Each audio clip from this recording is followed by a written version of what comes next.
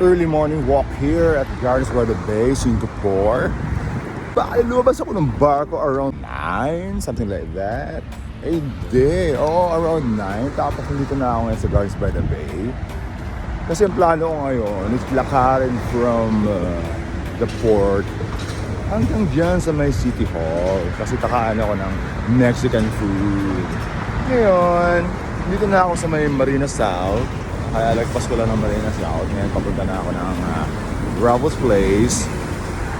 Doon naman sa may Raffles Place, nandun yung Merlion. At hindi ako interesado sa Merlion eh. Kasi napunta ako rin ng maraming beses eh. So, didiretso ako ng City Hall kasi kakain ako ng Mexican food.